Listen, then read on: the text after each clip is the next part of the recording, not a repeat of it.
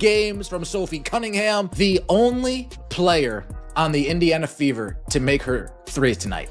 The Indiana Fever were 4 of 21 from downtown, and Sophie Cunningham hit all 4 of those threes. 17 points. And the difference between this and the Lynx game, which was Sophie Cunningham's last really good breakout game, this wasn't late. This was, oh, we're struggling offensively. Somebody needs to come through. The blonde bomber, Sophie the trophy, lit it up again tonight. Man, she has been nothing short of spectacular as of late. 5 of 6 from the floor, 4 of 5 from 3, 3 for 4 from the free throw line, 17 points, 2 assists, 5 rebounds. Sophie, the blonde bomber, has been on fire. Sophie stepped it up in a big time way.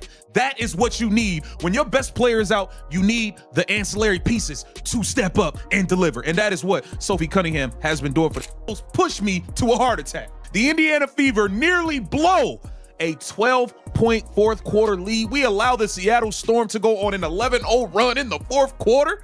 Stephanie White, I keep telling y'all, I don't trust her. I'm sorry.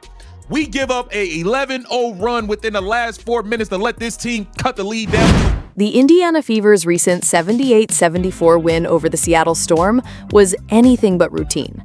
On paper, it's just another close victory, but in reality, it was a microcosm of everything currently right and wrong with the WNBA.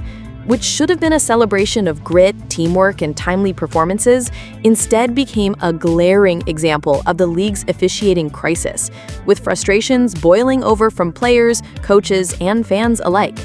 The game took a dramatic turn when Sophie Cunningham, who had just secured a defensive rebound, was blatantly body slammed to the floor by a Seattle player. The officials, despite standing mere feet away from the play, chose to do nothing. No whistle, no foul, no stoppage, just silence. The crowd was stunned, the players were outraged, and the broadcast caught Caitlin Clark, still sidelined due to her lingering groin injury, unleashing a passionate and vocal protest from the bench. "You were right in front of her," she shouted, voicing what every fan watching had already thought. It wasn't just a missed call, it was a moment that symbolized the dysfunction fans have been seeing all season. This wasn't an isolated incident either. The WNBA has been dealing with inconsistent and, frankly, dangerous officiating all year. The lack of consistency has created confusion and resentment on both ends of the floor. Players across the league have expressed their frustration. They're not just asking for perfect officiating, they're asking for fair and consistent enforcement of the rules. Whether it's ticky-tack fouls being called on one end while blatant hacks go ignored on the other, the imbalance is impossible to ignore. Stars like Kelsey Plum has spoken out about the physical toll it takes, often showing up to post-game press conferences with visible scratches after receiving minimal calls. Even veterans like Becky Hammon have aired their frustrations. And now with someone as prominent as Caitlin Clark publicly snapping, the league can no longer pretend this is just about a few bad games. It's systemic. As the referees fumbled their responsibilities, the players had to step up, and none more so than Sophie Cunningham. In a game where the Fever went a dismal 4 of 21 from beyond the arc, Cunningham made all 4 of those threes herself, finishing with 17 points on 5 of 6 shooting, adding 5 rebounds and 2 assists. Her presence on the court was electric, and her confidence was undeniable. Since going viral for standing up for Clark during the now infamous Connecticut Sun incident, Cunningham has emerged as more than just a physical enforcer. She's become the team's emotional and offensive leader in Clark's absence.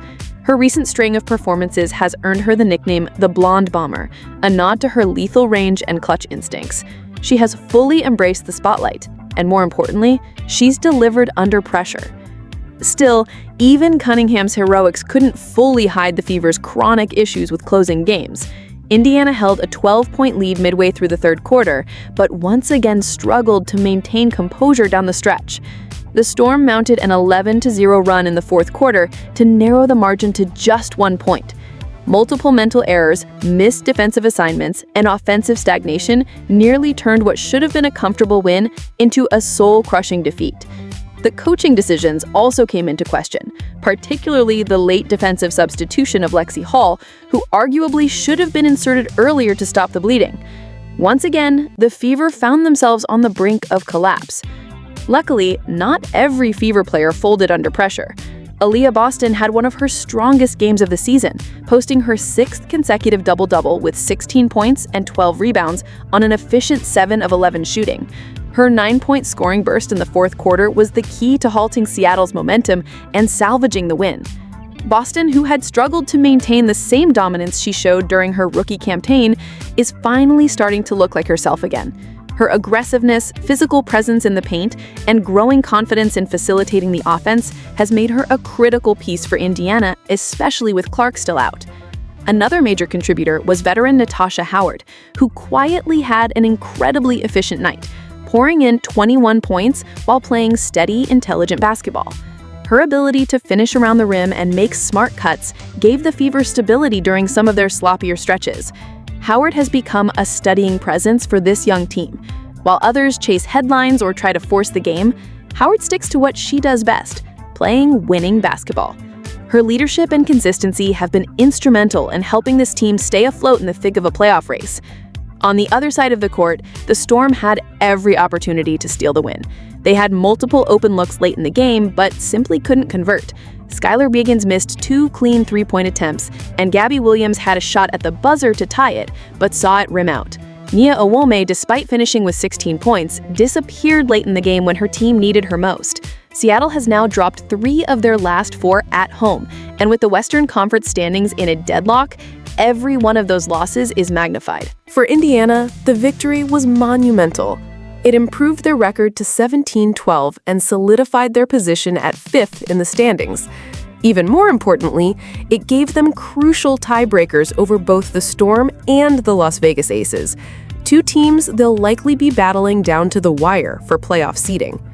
Remarkably, the Fever are 9-7 this season without Caitlin Clark, a stat no one could have predicted given how dependent they appeared to be on her earlier in the year. But her continued absence raises lingering questions. Despite dressing in game-ready gear, shorts, sneakers, and all, Clark never took the floor. The team insists they're taking her recovery one day at a time, but fans and analysts alike are wondering if something more serious is being withheld. What makes this situation so frustrating is that the Fever, and the league as a whole, are playing in front of the largest audiences in WNBA history. The interest is there. The fan engagement is real. The stakes are higher than ever. Yet the officiating, the one controllable element of a professional league's product, is arguably the most unreliable aspect of the game right now. Dangerous plays are being ignored, inconsistent calls are disrupting rhythm, and players are being left unprotected. Sophie Cunningham's foul, or lack thereof, wasn't just an isolated miss. It was a symbol of what's wrong. The refs didn't just miss a call. They sent a message that even the most blatant violations might not get whistled if they come at the wrong time or against the wrong team. The WNBA is at a tipping point. It has all the momentum it's ever needed. Superstars like Caitlin Clark drawing millions of viewers, breakout players like Sophie Cunningham stepping up under pressure, and fierce playoff races that are coming down to the wire. But without trustworthy officiating, it's all at risk.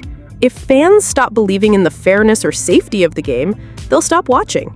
If players stop trusting the system to protect them, they'll stop speaking out. And if the league continues to ignore this issue, they'll risk wasting what could have been a transformational year. For now, the Fever will take the win, even if it came with a heavy side of anxiety and controversy. They survived another night without their superstar, leaned on unlikely heroes, and somehow kept their playoff hopes alive. But if the WNBA doesn't take a hard look in the mirror soon, even the most inspiring storylines might not be enough to save the season from the shadow of its own referees.